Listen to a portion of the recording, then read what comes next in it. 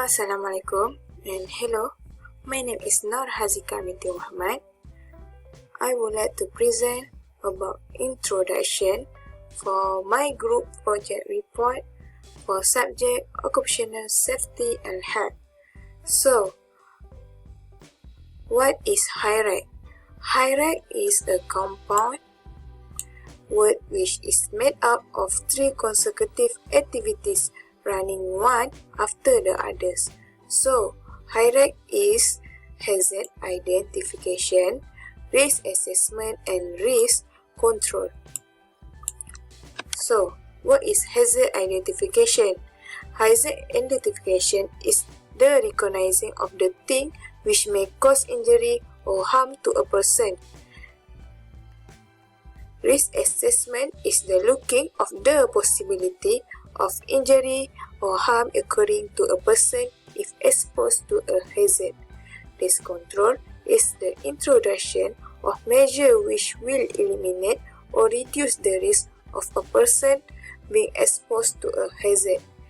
Hazard is any object, situation, or behavior that has the potential to cause injury, ill health, or damage to property or the environment. So, for this study project, this group has chosen a playground as a location for the identification of safety and health hazards that have in this area. As we all know, the playground is a spot where parents spend time on bringing their kids to have fun. However, in the enjoyment of the children playing, there are several health and safety factors that should be noted by parents and the safety council to ensure that all playground facilities are in good condition and safe to use. A supervision is not emphasized, the risk of an accident to occur is high. So, in addition, accidents that are commonly recorded involve is the surface area of the playground and the environment surrounding the playground. For example, is long grass, water reservoir, no drain cover, and no provision rubbish bin. And the equipment that are at risk of contribution to accident is swing, slides, monkey bar, and seesaw.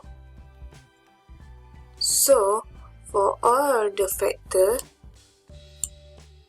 that contribute to the risk of the accident should be monitored periodically by the municipal council to prevent the issue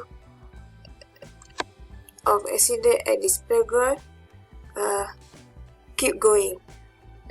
Parents also play a role in assuring that their children play in a playground that have perfect safety features. If the playground is not to be unsafe for children, it should to be informed to others party that relevance. And for conclusion, even though that playground is a place to keep play and have fun, but the playground still have hazard that should be noted by parents and everyone. So, I hope by the finding of this study can improve safety and health in the playground area in order to minimize the problem associated with this issue. Safety and health in any activity can work well if the individual or person in charge play a leading role in the management of safety and health. By having a good safety prevention policy, you can prevent not only accident but also other incidents that are costly, time-consuming, stressful, and inconvenient. So that's all from me. I will pass to Khairul Hafizi to continue. Thank you. Bismillahirrahmanirrahim. My name is Khairul Hafizi bin Khairuddin, and I will proceed to objective and methodology. Okay. First objective is to identify hazard at playground. Next, to assess the risk of hazard at playground. Thirdly, to recommend the safety precaution for hazard. Then, to build awareness among neighborhood about the danger at playground. Lastly, to practice safety culture among neighborhood. To methodology, we use 4 methods, which are place inspection or observation, interview, survey, and risk assessment. Alright. For workplace inspection, one member of our group as representative due to COVID-19 to go to the playground to observe the area of investigation. Next, representative will inspect all the elements that possible cause to hazard at the playground and make a list about the hazard may cause harm to the neighborhood. Next, all the elements will bring up concern among the neighborhood. Finally, all the hazard that has been listed will be stated in this report. The interview method. Representative will interview several people among the neighborhood about the safety and health at the playground. Next, children are one of the playground users and always ignore all the danger that possible happen. Thus, they decide to choose their parent as our interviewee. Such interview session for a few cleaners that are in charge of productivity in the playground. For survey method, we prepare a set of surveying form about the risk at the playground to be filled by parents. So surveying process is just randomly asking the parent that company his child playing at the playground. Many of them wants to cooperate since this involves the safety of their child. So their response are essential or crucial for us to do the risk assessment to proceed this study case. Last methodology is risk assessment. So this is the risk assessment flowchart. Firstly, we do classification of activities. Next, hazard identification. Third, risk determination. Next, application of risk. And lastly, risk control action plan. Alright, that's all from me. Thank you. Assalamualaikum warahmatullahi wabarakatuh. My name is Nanin Samira binti Syamsul Ahmad. Today I will continue the presentation on result and discussion. So I will explain first what is safety and health hazard identification.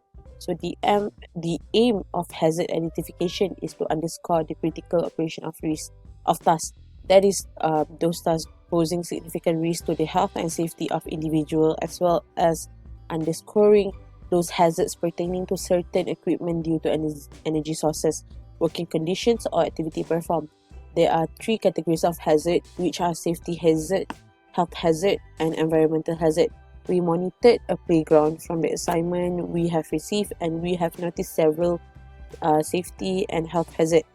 So a safety hazard is any strong force that is enough to cause injury and damage to property. An injury caused by safety hazard is usually obvious. For example, an individual may be badly injured. There are several safety hazards that we have noticed in the playground area, which are protruding bolts, damaged equipment, sharp edges, and damaged rubber mats. So next is health hazard. Health hazard is any working condition or activity performed that can cause illness to an individual. A health hazard may produce serious and immediate effects or may cause long-term problems.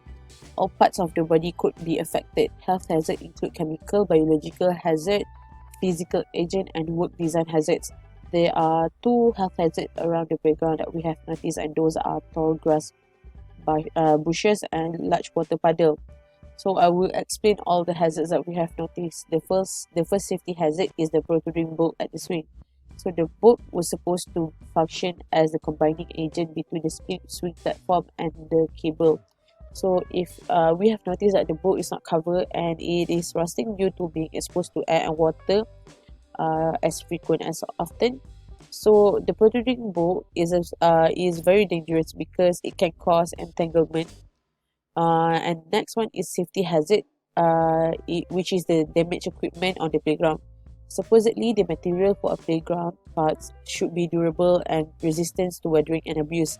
Damaged equipment can cause serious injury to the kid as they were not aware of the danger of the damaged parts. And the third one is the sharp edges.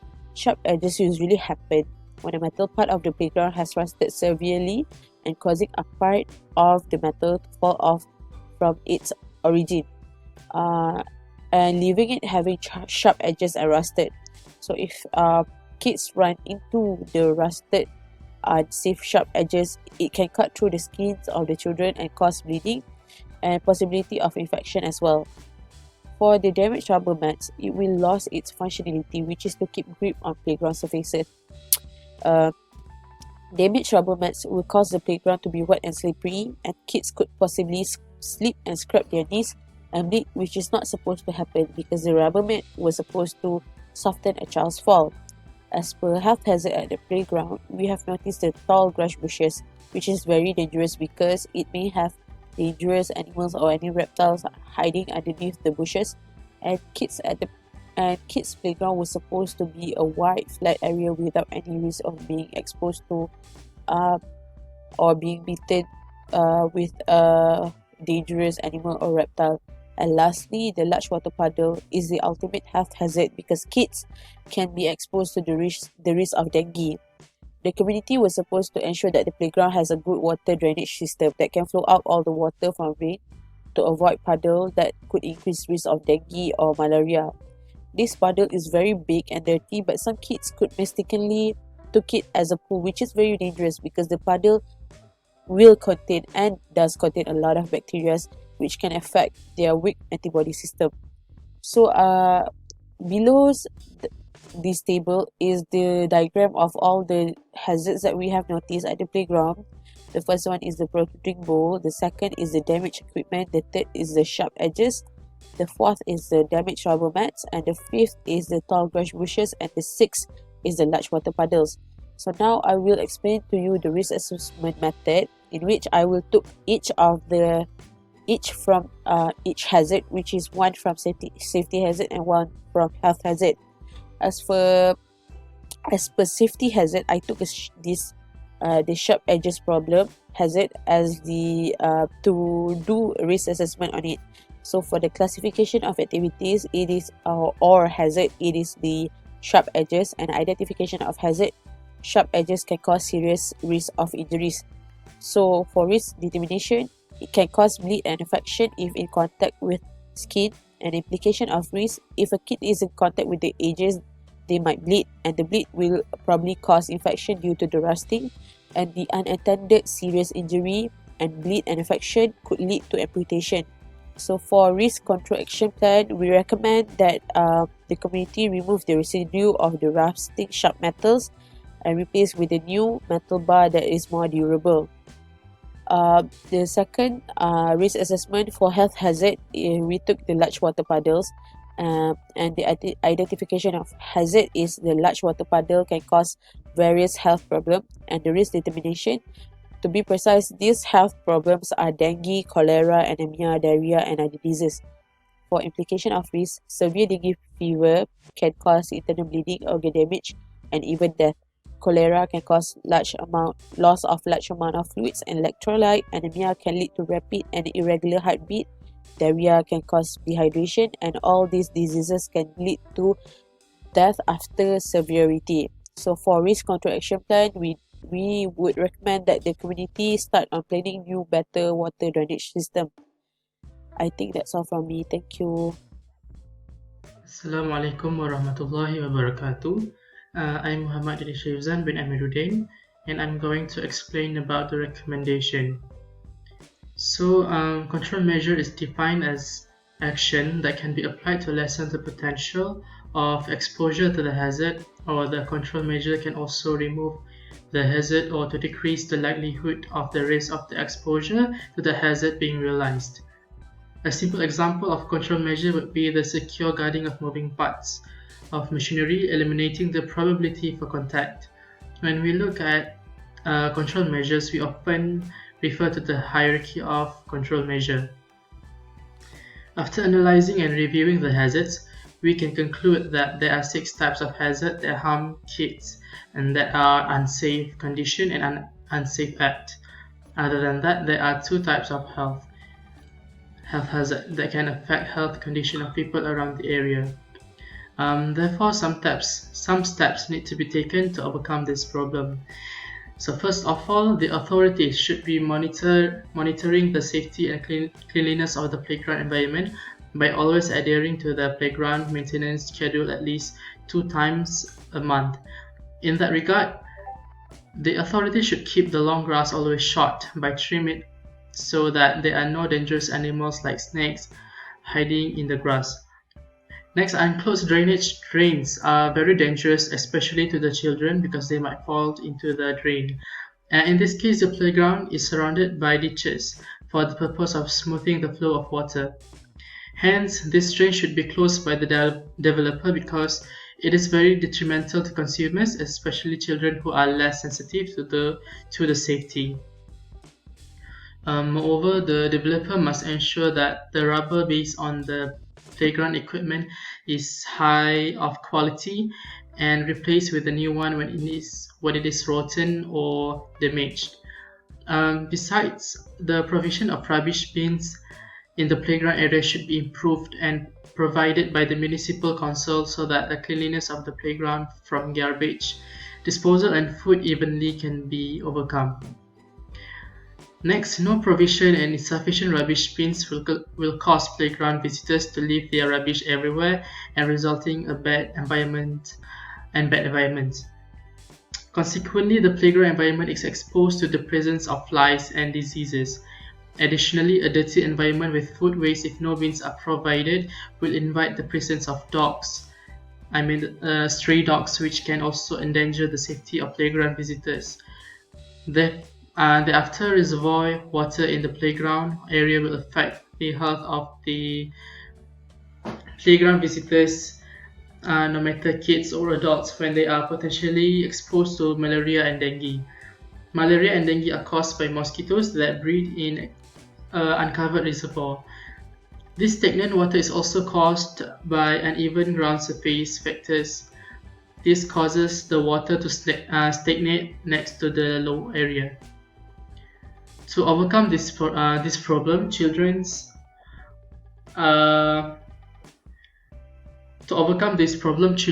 playtime in the playground should be limited to 6 p.m. because the mosquitoes are highly active after this time.